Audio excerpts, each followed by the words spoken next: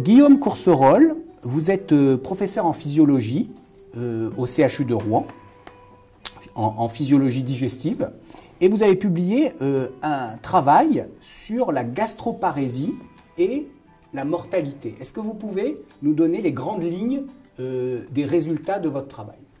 Alors, traditionnellement, les maladies qui touchent la motricité du tube digestif sont considérées comme des maladies relativement bénignes.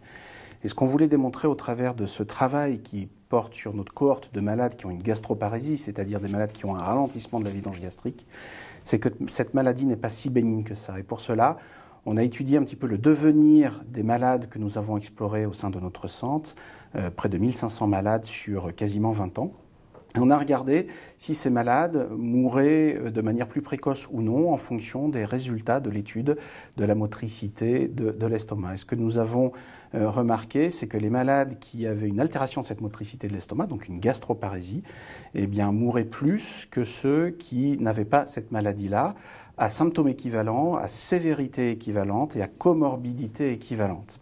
Et donc la gastroparésie, c'est finalement une maladie qui n'est pas si bénigne que ça, puisqu'elle conduit à une surmortalité. C'est la raison pour laquelle vous avez d'ailleurs intitulé votre article des facteurs indépendants. C'est un facteur indépendant, c'est-à-dire, j'imagine, en analyse multivariée. Alors, la deuxième question que j'ai pour vous, vous dites qu'il meurt plus. Mais est-ce que vous avez regardé les causes de décès et est-ce qu'il y a eu un élément dans votre recherche qui vous a surpris? Alors, on s'attendait à avoir des causes de mortalité un petit peu différentes, puisqu'il y avait une surmortalité chez les malades qui avaient une gastroparésie. Et ce que l'on a pu observer, c'est que, bien non, les causes de mortalité sont à peu près identiques dans les deux groupes, avec à peu près autant de cancers ou de maladies cardiovasculaires. Notre hypothèse pour expliquer cette surmortalité, c'est que les malades qui ont une gastroparésie ont probablement une altération nutritionnelle un peu plus importante que les autres et ont peut-être moins de moyens de faire face à ces maladies chroniques et ils en meurent peut-être un petit peu plus rapidement que ceux qui n'ont pas de troubles de la motricité de l'estomac.